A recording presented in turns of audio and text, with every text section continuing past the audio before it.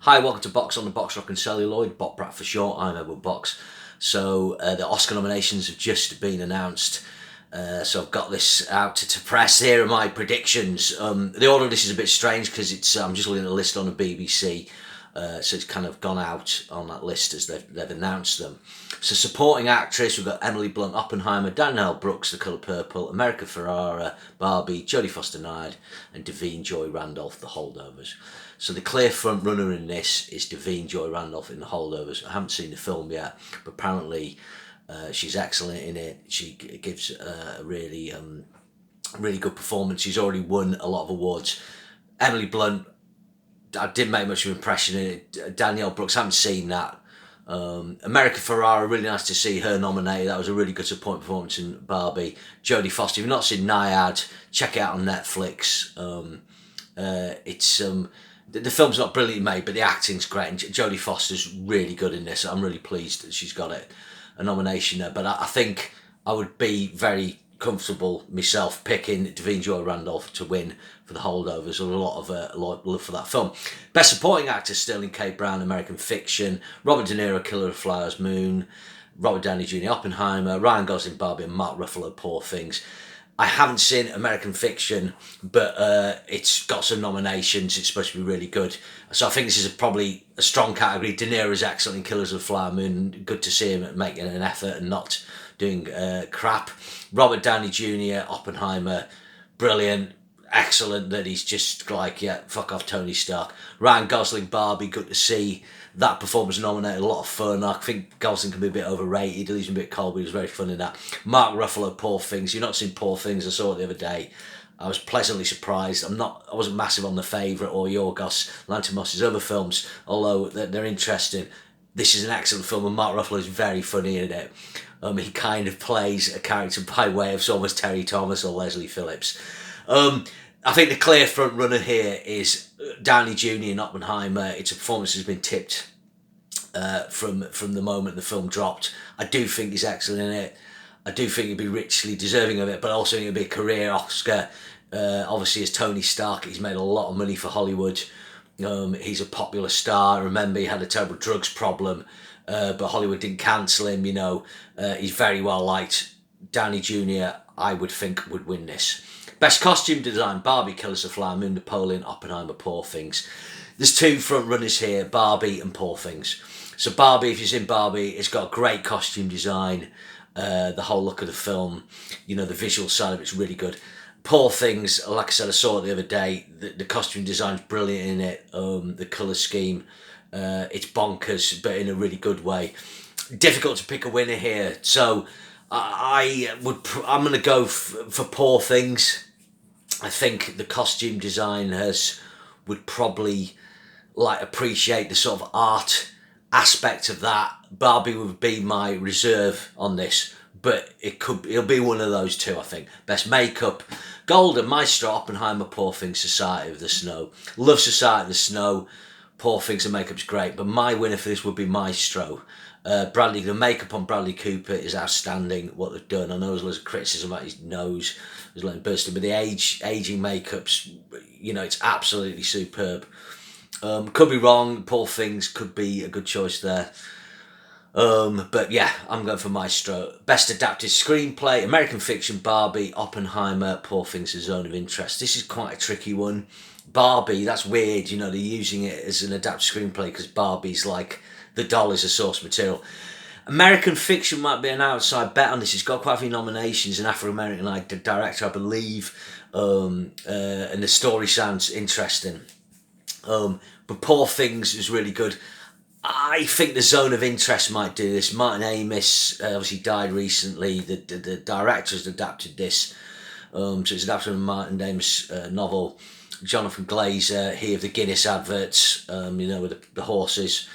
I'm going to go for The Zone of Interest on this, with Poor Things being a backup. Best Original Screenplay, Anatomy of a Fall, The Holdovers, Maestro, May, December, Past Lives. Past Lives, May, December, Maestro, no-nos. It's between The Holdovers and Anatomy of a Fall. Anatomy of a Fall was great. I haven't seen The Holdovers yet, but there's a lot of love for that film. Tricky one. I'll go for The Holdovers on this, with the Anatomy of a Fall of my fallback position. If you've not seen Anatomy of a Fall, see it. Holdovers, I'm going to see it as soon as I can. Best live action short. I don't know anything about these, so I'm just going to skip a prediction on that. Best animated short. There's Letter to a Pig, 95 Senses Are Uniform, Pachyderme, Boys Over, inspired by the music of John Yoko. I hope Letter to a Pig wins because it's called Letter to a Pig. Anyway. Best original song, The Fire Inside, is from a film called Flaming Hot. Never heard of it. It's written by Diane Warren. They seem to keep nominating Diane Warren every year in the hope that she'll win. I don't think she'll win. I've never heard of this film. I'm Just Ken from Barbie. It Never Went Away. American Symphony. Not heard of it. Wasahahi, Killers of the Flower Moon, and What I Was Made For, Barbie by Billie Eilish and Phineas. What I Was Made For is a really good pop song. The Dua Lipa song was great from Barbie. I think it's in with a good shot, this. I'm Just Ken could cancel that out, in which case the Killers of the Flower Moon song would come through. Again, that could be a popular winner because it's got Native American First Nation, people related lyrics. So, yeah, I'm kind of sitting on the fence here. I would say it's between What I Was Made For and the Killers of Wahashi. Sorry, apologies if I mispronounced that. Best original score, American Fiction, Indiana Jones and the Dial of Destiny, Killers of the Flower Moon, Oppenheimer, Poor Things. I think the nomination for Indiana Jones and the Dial of Destiny is one of the laziest nominations. The reason this is nominated is because John Williams routinely turns up and they just nominate him.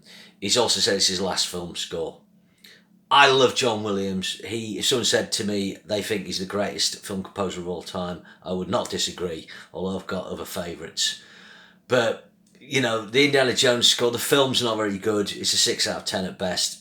The score didn't stand out as being it certainly wasn't his best Indiana Jones score. So, yeah. My feeling is the score for Poor Things is brilliant. It's mental. But I think Killers of the Flower Moon as a score love will win. And this is for the reason. It's an excellent score, but Robbie Robinson composed it, and Robbie Robinson died last year. And I think people want to kind of recognise that. So I would go for Killers of the Flower Moon, Robbie Robinson, excellent score. Poor Things, another excellent score as my reserve. Best documentary feature.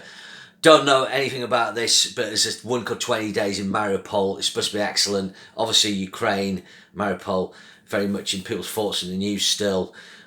So I would expect people would go for that vote as best documentary short. Don't know anything about this. Best international feature. La Capitano, Perfect Day, Society of the Snow, The Teacher's Land, The Zone of Interest. Now, I've seen The Society of Snow. It's excellent. If you've not seen this film on Netflix, it's the same source material as the film Alive from the early 90s about the Andes plane crash. It's much better. Acting's great. Direction's great. Should have had more noms, really, this film. But I think The Zone of Interest will win this. The Zone of Interest, I haven't seen it yet, but it's an English film, English made, but it's in a foreign language. It's in German. So, weirdly enough, it's kind of nominated there. So, if you don't know what The Zone of Interest is about, it's about Rudolf Hoss and his wife. They're building their regular family life right next. He's the commandant of Auschwitz, and they're right next door with. So they're living their family life while he's in charge of that. It sounds all sending out excited to see this film, but I think it'll be really interesting. Big fan of Jonathan Glaze. This is only his 4th film.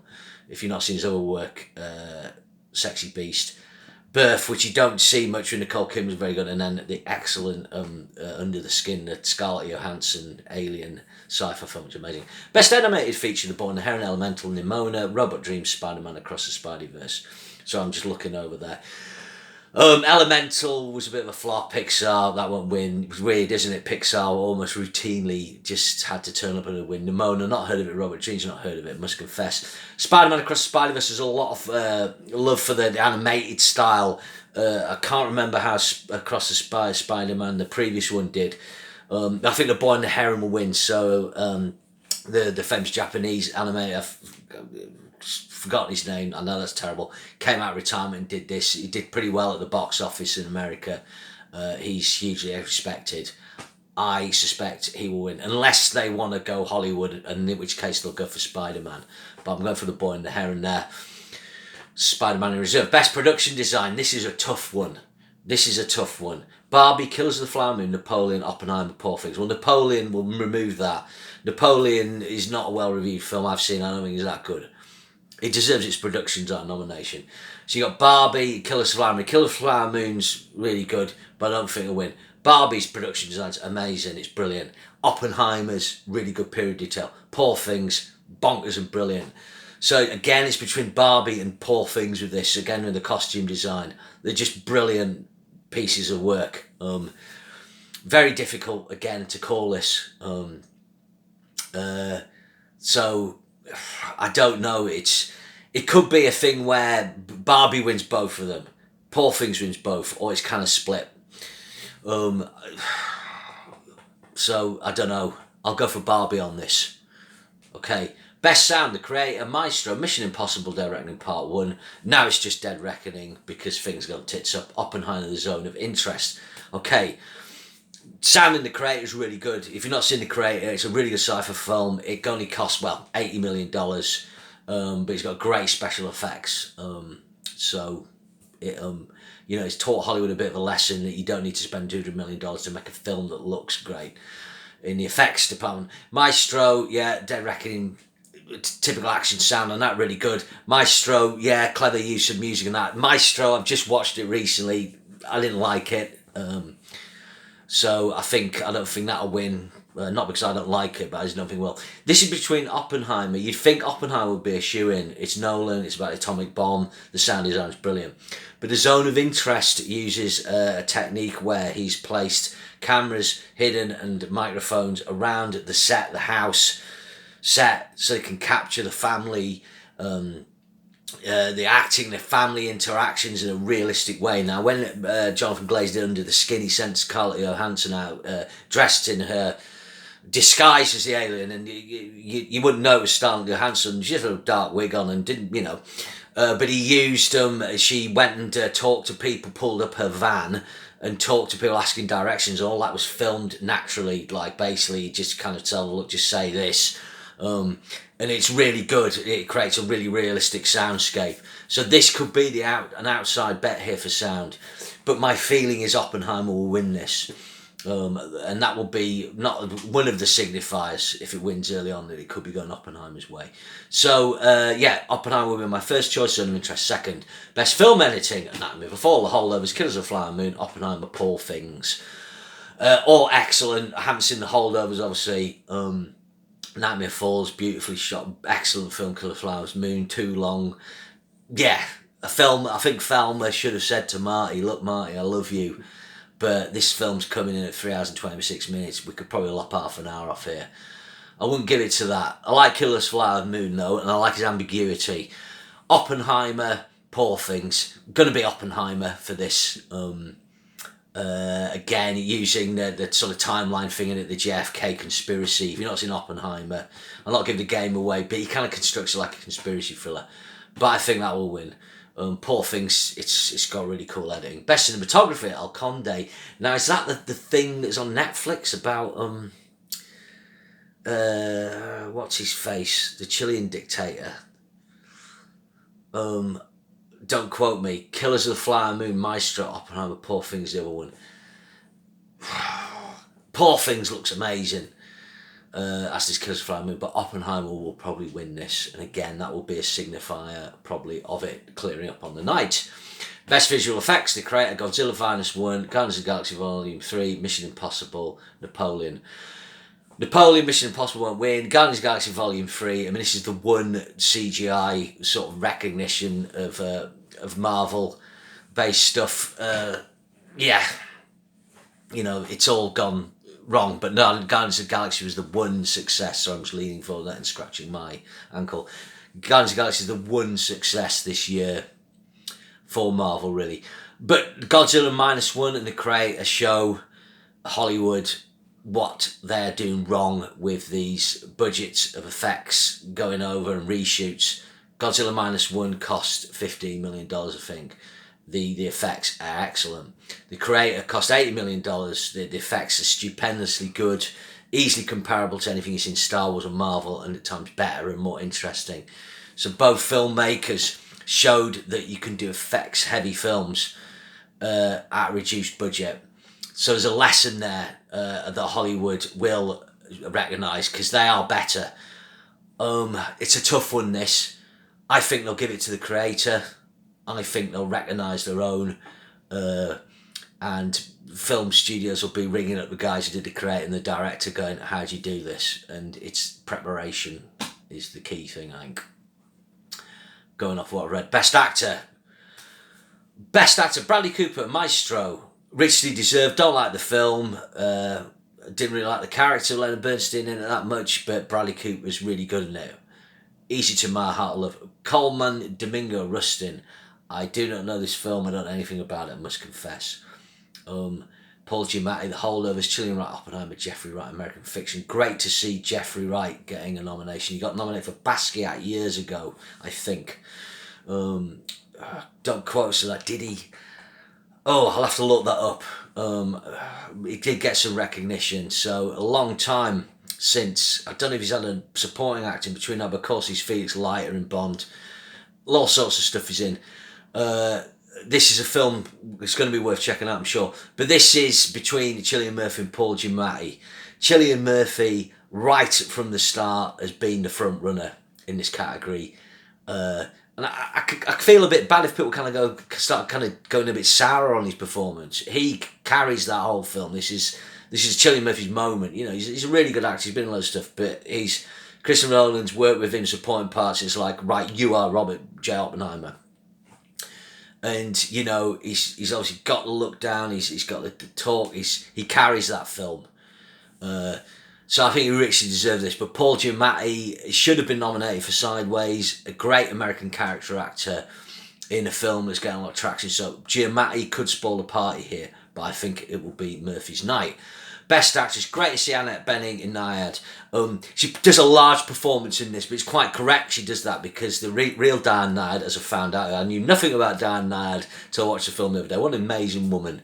Annette Bening is great in this. I think Jodie Foster gives the better performance, but it's a lovely balance in this. The film, if you've not seen Nyad, there's directorial elements to it. I think better filmmaking would have made a better film of this story. But the two central performances of Rhys Ifans are really good. But Annette Bening, great. What a great actress. What a lovely woman. Great to see her. No, she's nominated for this. She's been nominated for something else. I can't remember the title of it. Some period thing. There was Bugsy, American Beauty. This is a 4th or 5th nomination. Sometime they're going to have to recognise Annette Bening, because she's one of the greats. But it won't be with this film.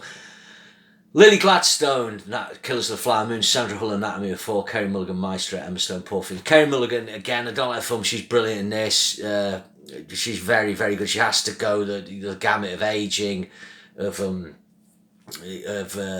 spoiler alert, so don't listen for the next few seconds. Terminal cancer.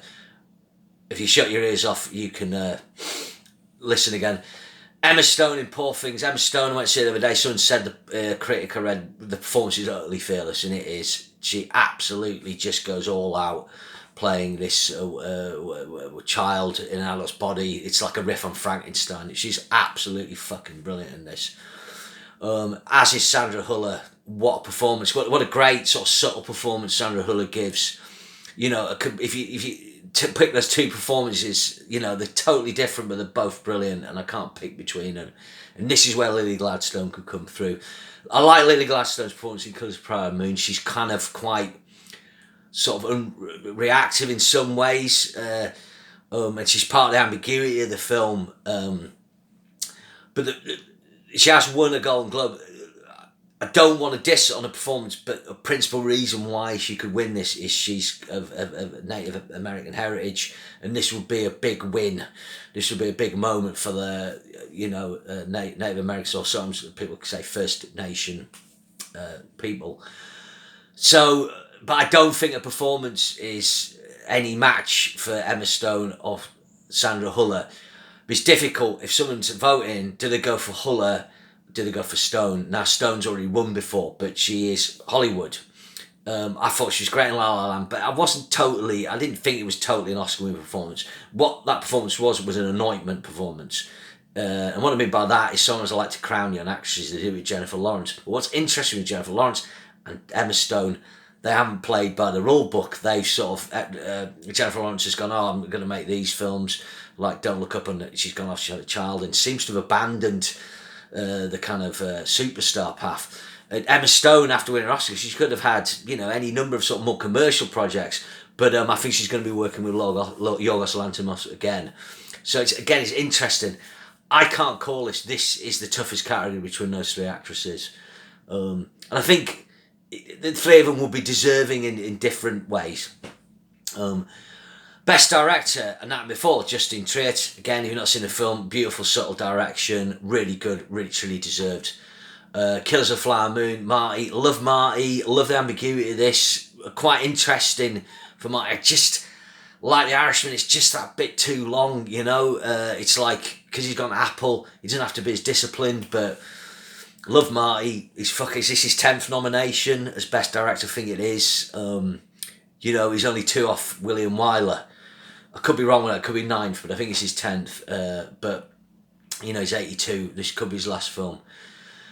Christopher Nolan, Oppenheimer, Poor Things, Yorgos Lanthimos, Zone of Interest, Jonathan Glazer. Jonathan Glazer's like the kind of outlier here. It's directors recognising Glazer for the first time, that he is a visionary, he's got a unique take.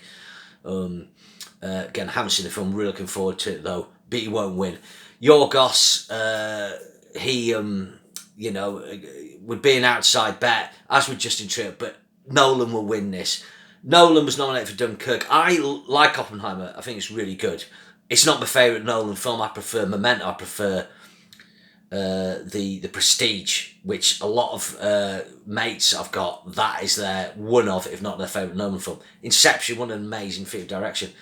Interstellar. You know, this guy's been overlooked for The Dark Knight. You know, he's been overlooked. Nolan should have been nominated before. And I think his directors will recognise that.